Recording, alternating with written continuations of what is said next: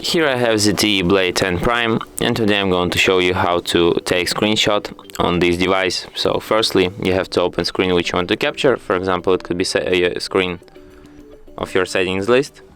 And then what you have to do is to hold down combination power key and volume down at the same time like this. And that's how you take screenshot.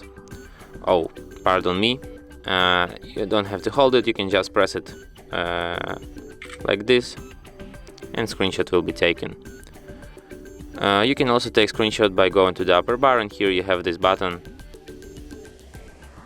screenshot, and it works exactly the same way.